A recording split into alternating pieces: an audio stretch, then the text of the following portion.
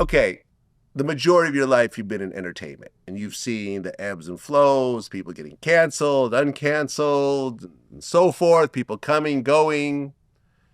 Do you feel that once Diddy gets out, he could reclaim some of his, fame and love that he's gotten before? Or do you think it's completely over for Diddy? He should just, he's just going to sail out into the sunset. People are made of something different nowadays. They're bought and sold. So I wouldn't put things past anyone. People, if he offers money, people sell themselves. Yeah. So absolutely. I have no idea. But I would think that people chase the money and, he throws those breadcrumbs out, he could probably create whatever.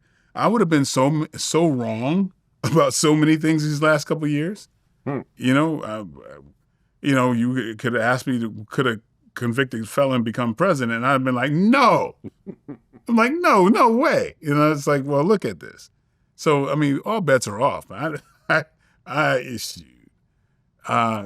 There's been an eye-opening situation in this country that, I don't know, like, you just can't second guess. I mean, but to be fair, right? Did you think, like, in your 20s, like, honestly, did you think in your lifetime you would have seen a black president? In your 20s? Put yourself back to that era. No.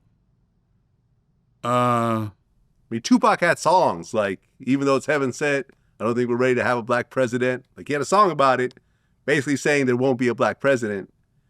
And he didn't live to see it, but we both lived to see it. Yeah.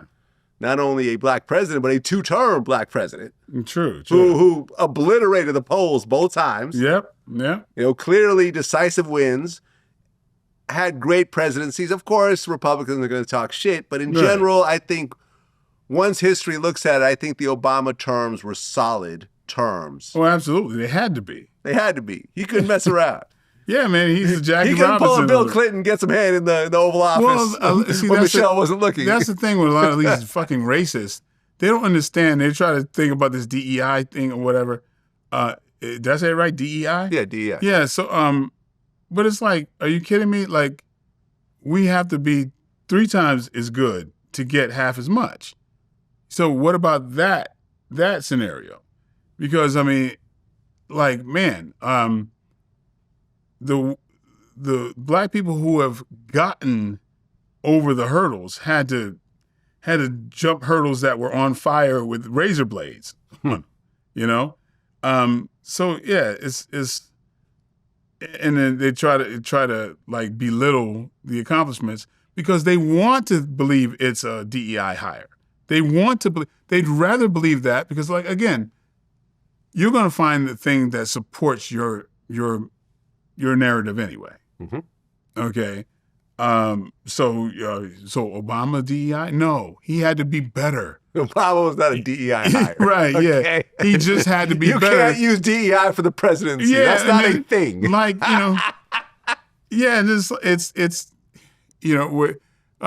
with I mean, in so many situations where I knew it's like, I forgot what this lawyer's name, but a lot of black lawyers, they're so looked at and graded on such a level that if you have any type of corruption behind you, you're gonna get pinged.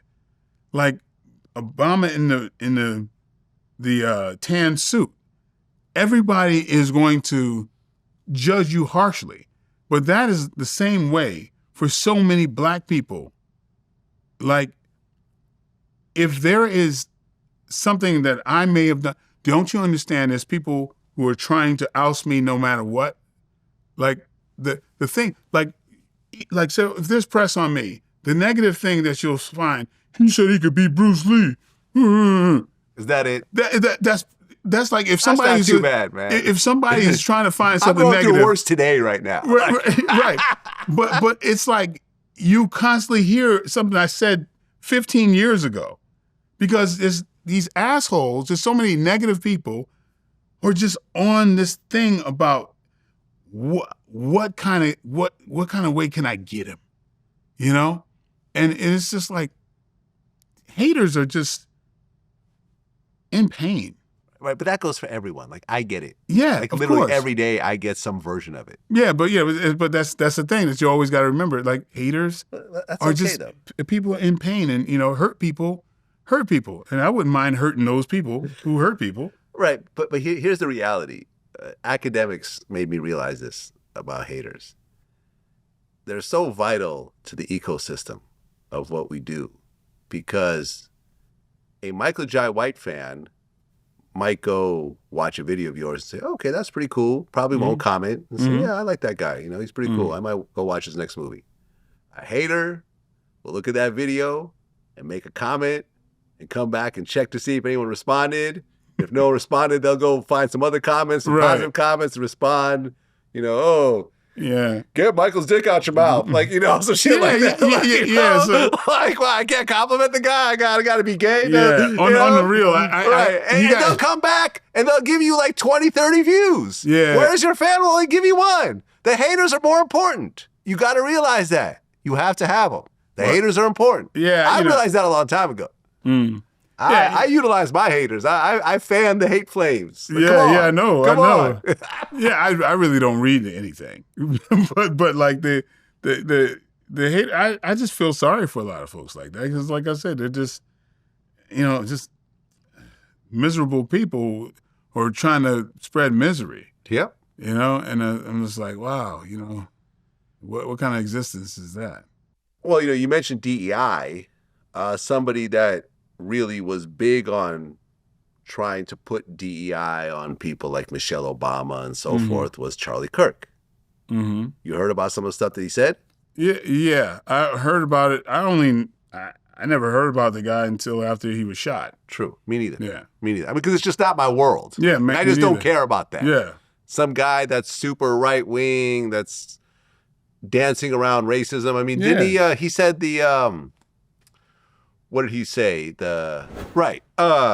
So Charlie Kirk, hold on, I'll play you the clip because it's actually kind of a famous clip. It started a trend after he got killed. But a black kid actually confronted Charlie Kirk because Kirk said the Civil Rights Act was a mistake. Why did you say that the Civil Rights Act should be a mistake? I didn't say that. I said it was a mistake. Why? That's crazy. I wouldn't be here. That's trouble.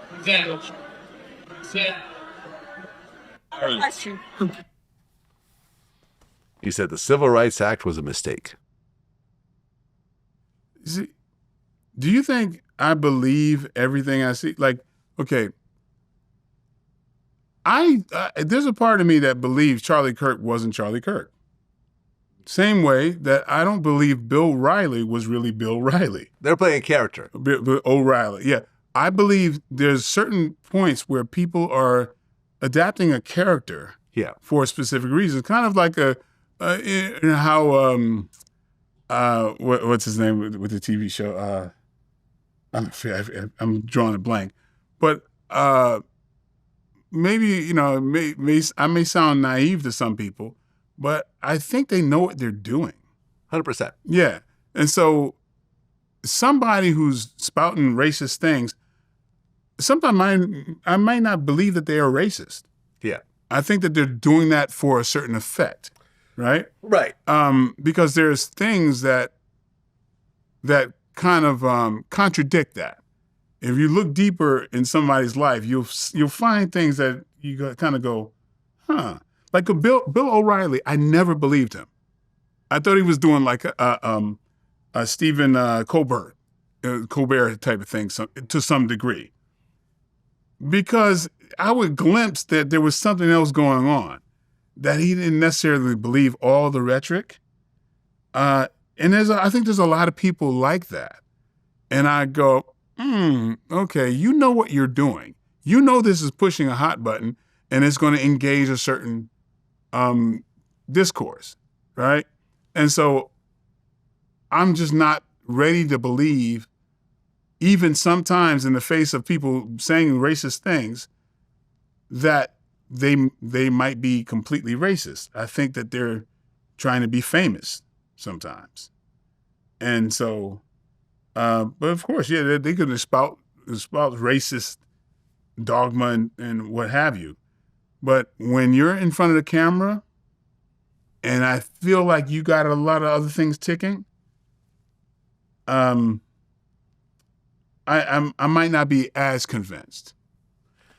Yeah, look, regardless of what he said or the platform he stood on, he was a man, he had a wife, he had kids, Mm-hmm. he had supporters, and he had haters just like the rest of us. Mm-hmm.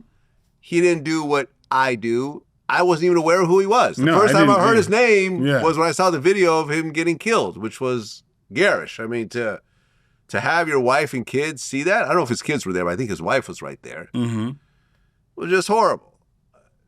And I think a lot of people felt for it. Now, the one thing I didn't like was Jimmy Kimmel getting suspended over making a comment about it.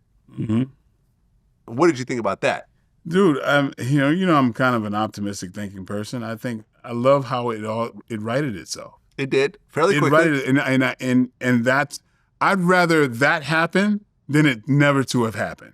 If that sounds weird, right? I see what you're saying. Yeah. So I sometimes welcome these things just so people can react. You know what I mean? Because when people are asleep too long, you allow all these things happening. And then, the message is, whether this was a vehicle that he used to stoke up these things, it's that, you have the freedom of speech, but not freedom from consequence. True. And so that is something that's just on the table. That brought it right to the forefront again, that you're not free from consequence of what you say. And so that may give somebody pause to use that tool, just kind of, I don't know, I don't sound like an 81-year-old, but willy-nilly. You know what I mean? Yeah, no, I feel you. Yeah. So again, I look at the overall view of it, and I see that.